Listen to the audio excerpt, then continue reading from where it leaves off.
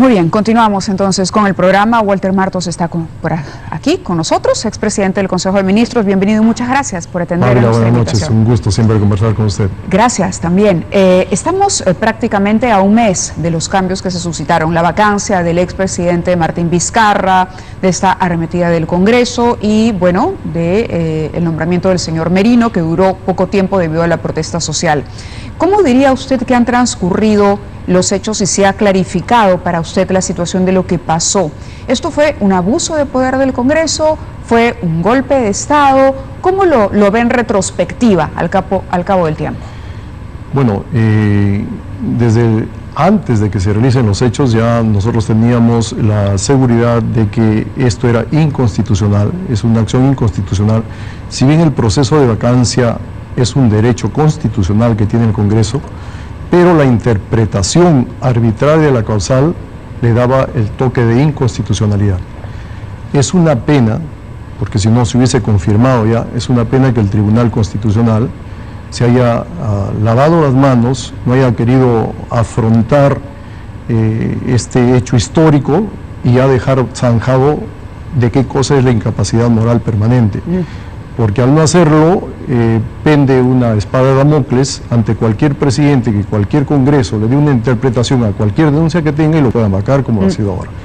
Pero queda clarísimo que para nosotros ha sido un golpe de Estado. Para ustedes, para el equipo que acompañó al expresidente Vizcarra. Queda clarísimo que ha sido un golpe de Estado y lo hemos visto en retrospectiva, pero no solamente ha sido un golpe de Estado impulsado del Congreso, sino de muchos otros lugares. El Congreso no supo escuchar a la población, nosotros lo decíamos a voz alta y en varias oportunidades, de que estaban actuando en contra de la población. El 80% de la población decía que el gobierno del presidente Martín Vizcarra termine su periodo y después sea investigado y la Fiscalía tenga que haga lo que tenga que hacer, que haga su investigación y sea responsabilidad, que lo pase al Poder Judicial, el Poder Judicial sancione o lo que fuera, pero tenía que dejarse terminar su periodo.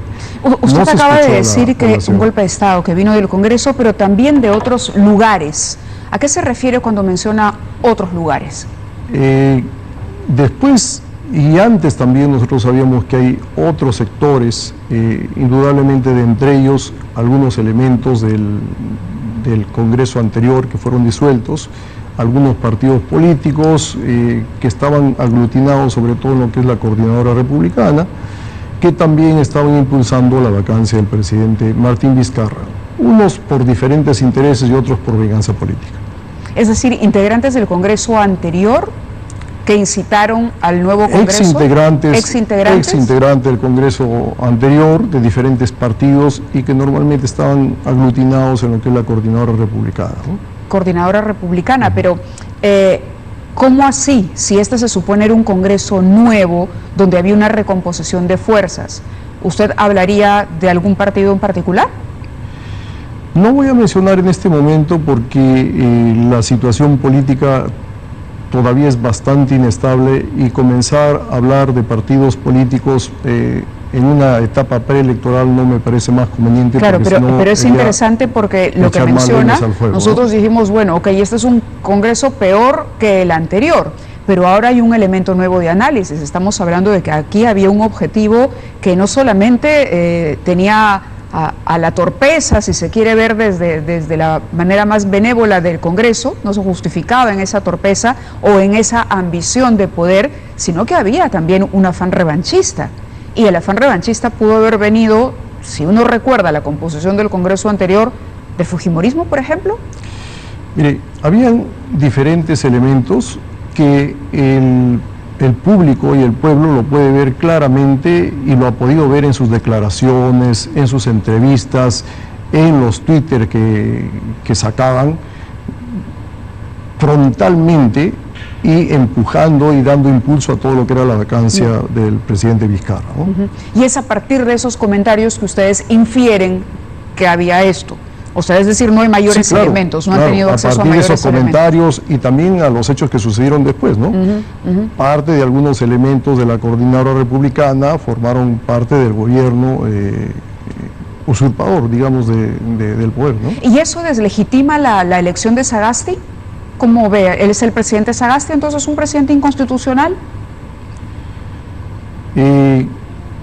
Yo creo que ha sido una salida a esta crisis política. ¿Buena, mala, la mejor, no peor? No ha sido la mejor, pero ha sido una salida a esta crisis que desde nuestro punto de vista la persona más adecuada para llevar a cabo esta transición ha sido el señor Sagasti. Entonces ha sido la mejor en medio de todo. En medio de todo ha sido una buena elección. Siempre le hemos visto al señor Sagasti en el Congreso muy sosegado, muy conciliador en los temas, muy lógico, que esperamos que implemente esto en el gobierno, que todavía está en este momento inestable, propio de la transición. ¿Y usted siente que este Congreso puede arremeter nuevamente contra el señor Sagasti? Porque mencionaba que el hecho de que tengamos todavía un signo de interrogación abierto en cuanto a la incapacidad moral deja una espada de Damocles. ¿Esa espada de Damocles está sobre Sagasti también ahora? Este Congreso tiene decisiones inesperadas. No podemos definir el comportamiento del Congreso, ni en este momento, ni anteriormente, ni posteriormente. Hay muchos intereses de partido, hay muchos intereses personales que se sobreponen a los intereses del país. Y mientras eso suceda, cualquier cosa o cualquier decisión pueda pasar. Inicialmente se retomó algo ante las protestas de la calle, algunos de ellos salieron a pedir perdón, sí, pero no ha habido una capacidad de mea culpa sincera. Y nuevamente están retomando el comportamiento anterior que tuvieron con el gobierno del presidente Vizcarra, ¿no? De presentar propuestas legislativas que inestabilizan, que tienen iniciativa de gasto, que llevan a conflictos y no solamente estabilizan al gobierno, sino también al país. Eso no se ha frenado. Así que las decisiones que se toman en el Congreso no son estables, porque no tienen un comportamiento estable, es un comportamiento demasiado emocional lo que hay en el Congreso. Sin embargo, el expresidente Vizcarra quiere ser parte del Congreso.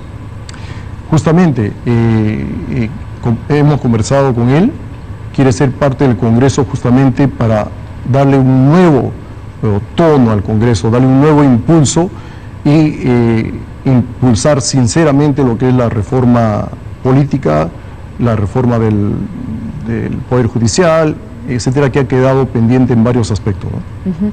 Pero claro, la sensación para el público general es que, a ver, si uno reniega tanto de la fragilidad de los partidos políticos, si uno cuestiona tanto, uno apunta a una reforma política, ¿cómo integrar eso y sobre todo unirse a las filas de un partido que hoy lidera quien era vocero de Fuerza Popular? Fuerza Popular fue una de las fuerzas por las que el señor Vizcarra toma la decisión finalmente de disolver el anterior Parlamento. No olvidemos el pasado, los antecedentes del señor Salaverry. ¿No hay una incoherencia? ¿Usted lo sorprendió de esa decisión? ¿Lo asesoró en esa decisión? ¿En algún momento le dijo, Walter, ¿te parece bien que sea parte del Congreso? ¿O lo sorprendió finalmente que apareciera de un día para otro haciendo el anuncio? El presidente Vizcarra, el expresidente Vizcarra tomó su propia decisión. O sea, él no nos ha consultado, él ha tomado una decisión, pero por lo que conozco, él tiene una gran capacidad de intuición para tomar las decisiones en temas políticos. Entonces, yo creo que ha sido una decisión acertada desde el punto de vista de querer mejorar, de querer continuar sirviendo al país desde el Congreso. Pero bueno, también está el tema de las denuncias que hay en su contra. Yo quería preguntarle por los comentarios al interior del gabinete, ahora que ya transcurrió el tiempo necesario. Todo el gabinete hizo, digamos, causa común con el presidente Vizcarra, le creyó, le pidieron explicaciones sobre estas denuncias, han seguido apareciendo testimonios, una empresa más se ha sumado a la lista de los colaboradores eficaces. ¿Cómo defender a alguien con tantos cuestionamientos?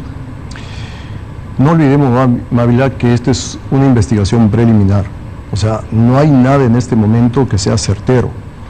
Y a nosotros, al gabinete, el señor presidente de la República, como lo ha dicho públicamente, nos ha manifestado que él no tiene nada que ver absolutamente. Porque me imagino que ustedes, al aparecer las primeras investigaciones, las primeras declaraciones o testimonios, le deben haber preguntado, eran parte de ese equipo. No le preguntamos, pero él tuvo la iniciativa de decirnos que en base a estas denuncias que aparecían de colaboradores eficaces, ni siquiera colaboradores eficaces, ¿no? Sino aspirantes, pero que la Fiscalía ya considera colaboradores eficaces porque ya han entregado algunos insumos. Y el presidente o el expresidente fue también un poco dubitativo a la hora de responder las entrevistas. Decía una cosa, decía que no había visitado la oficina de una empresa y luego reconocía que sí había estado en ella, luego surgía el testimonio de dos secretarias que lo habían visto. Entonces, la distancia, ¿no? El mantener cierta distancia contra la palabra, o ustedes creyeron, y hablo del equipo, creyeron a fe ciega en Martín Vizcarra, y si siguen creyendo en Martín Vizcarra, nosotros o no tienen miedo de que se vayan a decepcionar. Nosotros creemos en Martín Vizcarra y hasta el momento no hay ninguna prueba, y él ya está asistiendo varias veces a la Fiscalía, y no hay ninguna prueba fehaciente que digan que él ha recibido alguna coima o alguna cosa. Hasta el momento no lo hay. Y eso es lo que nos manifestó a nosotros, que él no tenía nada que ver en esto, y nosotros hemos creído en su palabra, pero también nosotros no solamente hemos creído en la palabra de Martín Vizcarra, también nosotros estábamos con el gabinete en su conjunto defendiendo lo que es la gobernabilidad, porque sabíamos de toda esta problemática que iba a venir con una vacancia presidencial a 5 meses de unas elecciones. Claro, pero la gobernabilidad va por un lado y lo decían las marchas, ¿no? Vizcarra, esto no es por ti, es por la gobernabilidad, es por el país, pero la duda queda. Y en ese sentido también se ha dicho que la Fiscalía ha sido cómplice del Parlamento y de estas otras fuerzas que usted mencionaba desde el momento en que filtra la información. ¿Cuál es su balance sobre el trabajo o el papel que jugó el Ministerio Público en esta historia? Mire, las evidencias y las noticias que tenemos es que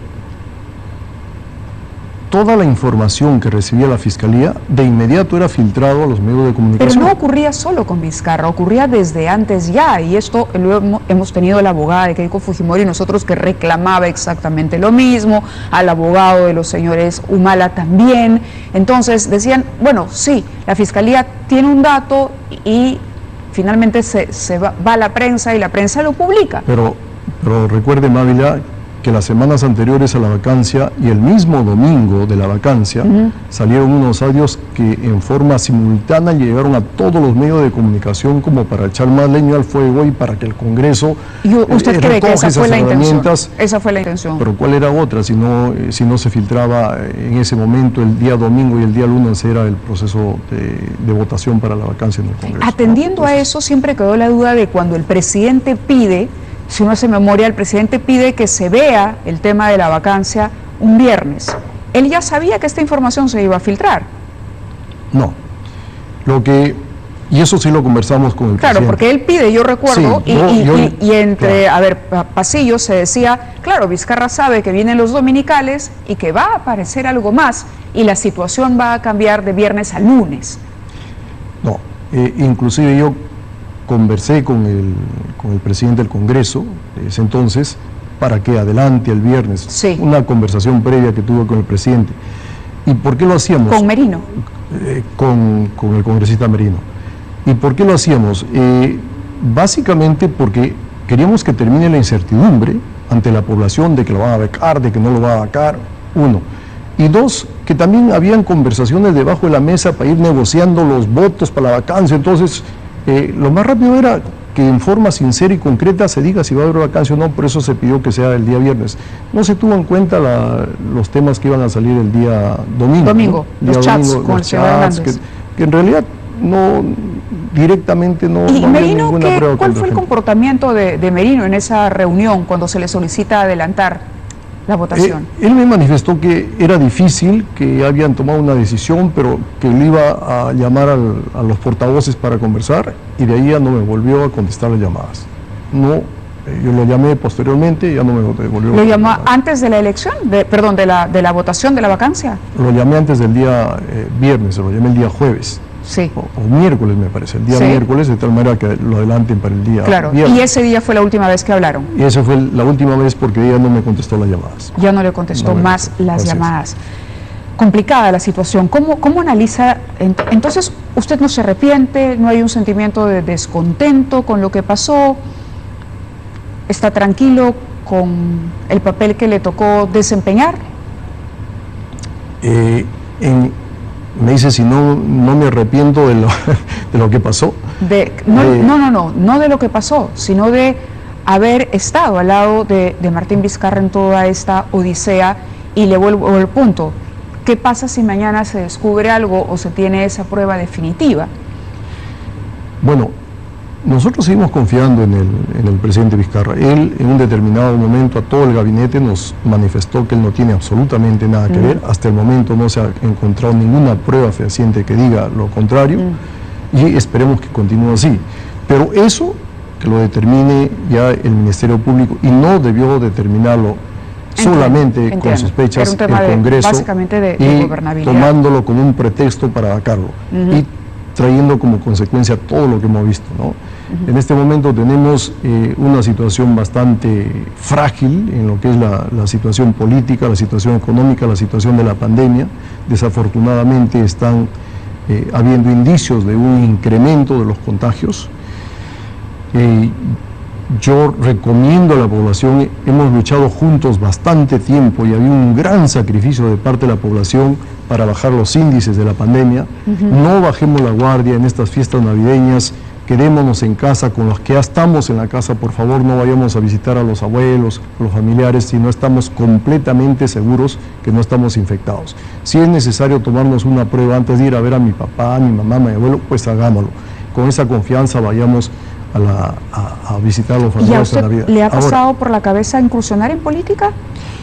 No, porque no soy político, soy un general, una persona técnica que me llamó el presidente para acompañarlo en la lucha contra la pandemia. Hicimos todo lo posible para trabajar juntos con la población. Algunas recomendaciones que tengo que darle al gobierno en este momento, que no baje tampoco la guardia, que sea un trabajo conjunto, que cada sector no salga a anunciar por su parte ciertas medidas mientras está creciendo la pandemia. Eso le pasó al gabinete de usted. Mire, salía un ministro y decía una cosa, que recuerde, fueron varios los temas, ¿no? Sobre el tema del contagio, sobre los protocolos mismos. Acuérdese, en la mañana uno decía una cosa y por la tarde otro decía otra cosa. ¿Cómo trabajamos?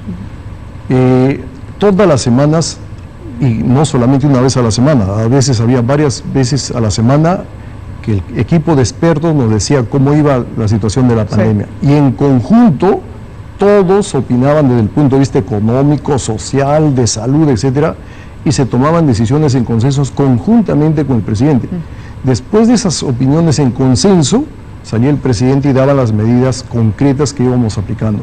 Eso se tiene que seguir haciendo. Ahora, como usted dice, hay algunos sectores que por su propia cuenta, sin consultar, se tomaban la iniciativa y sacaban un mensaje con desconocimiento de los otros sectores.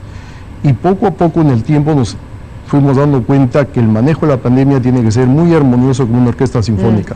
Cada uno no tiene que tocar su instrumento, sino tenemos que tocar una melodía en base a un pentagrama. Y ese pentagrama es la estrategia global que teníamos para la lucha contra la pandemia, que tiene 3 ejes, ¿no? El eje de prevención, el de contención y el de mitigación. He visto que se ha frenado un poco lo que es la operación Taita, la atención de primer nivel. Se tiene que seguir luchando en eso. Y se tiene que dar decisiones... ¿Es una crítica que hace al actual gobierno? ¿Usted se ha reunido con Violeta Bermúdez hace poco? Es una recomendación, porque en este momento tengo la plena seguridad que los ministros están dando lo mejor. ¿Se ha bajado un poco la guardia? No, sino que es propia de la transición, es propia de la curva de aprendizaje que se tiene que hacer. Hay algunos ministerios que se han relevado a las personas encargadas de ciertas estrategias, que la persona nueva tiene que tener su curva de aprendizaje, pero que no se tiene que parar, no se tiene que frenar el tratamiento temprano. El aspecto importantísimo es la estrategia comunicacional. Sí. Sobre todo, por ejemplo, en esta Navidad y este año nuevo que viene, tiene que haber una estrategia comunicacional muy fuerte para que los ciudadanos colaboren con el gobierno y todos en conjunto se luchen contra la pandemia. Sin duda, bueno, ¿no? en eso estamos, creo que la mayoría de los peruanos comprometidos. Tengo que preguntarle por la que ha sido la decisión más polémica de este gobierno, el anuncio de retirar a 17 generales para que asuma el número 18 en el escalafón policial. Esto ha dividido a la policía, ha provocado que tengamos 3 ministros, me parece menos de un mes, 3 ministros del Interior. ¿Estuvo bien que Sagasti hiciera eso? Permítame darle a los televidentes algunos elementos de juicio para llegar a que cada uno también saque su conclusión. Mire, hay procesos que son institucionales, tanto en la policía como en las Fuerzas Armadas. ¿Qué significa que son institucionales? Que lo tiene que realizar la institución en base a sus reglamentos y en base a sus leyes que tiene. Uno de los procesos institucionales que no tiene que haber injerencia política son los pases al retiro. Y una de las causales de los pases al retiro es el pase al retiro por renovación. En términos simples, si hay, por ejemplo, en la policía, pongamos un ejemplo, el máximo de tenientes generales son de 5, de acuerdo a su plan estratégico de personal, no pueden tener más de 5, es un ejemplo, porque creo que son 3, no pueden tener más de 5, y ese año en el proceso de ascensos han dado 3 vacantes y ascienden 3 a teniente general el próximo año, entonces ya tengo 5, tengo que pasar al retiro a 3 para que ocupen esos puestos esos 3 que están ascendiendo. Esos 3 que van a pasar al retiro es el pase al retiro por renovación. ¿Y quiénes pasan? Los menos antiguos, los que ya no tienen provisión en la carrera.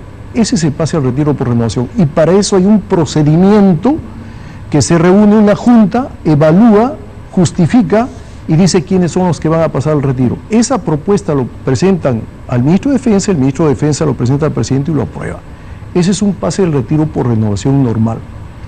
Hay otro pase al retiro que es excepcional, que no sigue este procedimiento. ¿Qué es el que dice el señor Sagasti se ha aplicado? Es cuando el presidente nombra al comandante general y de acuerdo al decreto legislativo 1267, que es la ley de la Policía Nacional, en su artículo 8, o en su reglamento de este decreto legislativo, en su artículo 7, dice claramente, no hay lugar a interpretaciones, dice claramente que el director general, que es llamado el comandante general, es elegido entre los 3 más antiguos del escalafón de la Policía Nacional. Entre los 3 más antiguos. ¿Qué quiere decir eso? Que el presidente tiene 3 opciones para escoger, al que es de su mayor confianza, supongo.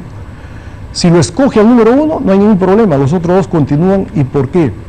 Porque el principio de subordinación, yo no puedo ordenar a un superior, el superior tiene que ordenar al subordinado. Entonces, si el más antiguo es nombrado, los otros son subordinados y no hay ningún problema. Pero si es nombrado el número 2, como este es más antiguo y no puedo ordenarlo, tiene que pasar al retiro. También pasan al retiro. Pasa al retiro en forma excepcional. Y si lo nombran número 3, estos 2 más antiguos pasan al retiro en forma excepcional, ya sin ningún proceso y en forma automática. Entonces, ese es el pase al retiro en forma excepcional. ¿Y es lo que se ha hecho o no? No es lo que se ha hecho. Se ha debido nombrar al teniente general entre los 3 más antiguos, si se quería cambiar al teniente general, que no había motivo para cambiarlo. Se trató de pasar al retiro a ciertos oficiales que se dice que estaban involucrados en hechos de compras de forma ilícita que se hicieron durante la gestión, que no habían actuado correctamente durante las protestas. Para eso hay un proceso disciplinario, un proceso administrativo disciplinario. Y si es muy grave su falta, puede pasar al retiro no por renovación, porque no es ese causal, puede pasar al retiro por medida disciplinaria, que es otra cosa totalmente diferente. Entonces, han mezclado muchos temas y han incurrido en un error. Le han informado no en forma correcta de la parte legal y se ha tomado una decisión errónea. Pero esa decisión no solamente es ilegal, constituye un abuso de autoridad, también pierde legitimidad dentro de la policía. ¿Por qué? Porque al número 18, 20 o 30 que le están nombrando, lo están nombrando ilegalmente. Y hay un grupo que lo va a aceptar, pero hay un grupo de gente institucionalista que indudablemente, porque es una estructura vertical, lo va a obedecer. Por eso, la consecuencia entonces todavía no hemos conocido las consecuencias. No la hemos conocido porque Se ha perdido legitimidad en el mando de la policía. Eso es lo grave. Ahora, ¿y la solución se puede reponer a todos, como dicen algunos? Mire, yo lo veo muy difícil porque ya ha corrido mucha agua debajo del puente, ya se han cambiado ministros, ya se nombró nuevo comandante general. El camino que van a seguir los generales, indudablemente, es ir a la vía judicial y los van a reincorporar, como ya sucedió anteriormente, porque los han pasado al retiro ilegalmente. Entonces, en este momento, la policía, un sector, vamos a hablar de toda la policía, y un sector que seguramente tienen un sentimiento institucional, están bastante dolidos, están bastante golpeados por este hecho, que no debió ocurrir. ¿Y por qué? La policía es el instrumento más importante que tiene el gobierno para imponer su autoridad en caso que se resquebraje por ejemplo, en alguna protesta. Si yo debilito a la policía, le quito la legitimidad, no le doy mi confianza como gobierno, ¿cómo voy a imponer mi principio de autoridad cuando requiera? Ya se termina la negociación, ya se termina la conversación y cometen actos ilegales con reclamos. ¿Quién es el que me recupere el principio de autoridad?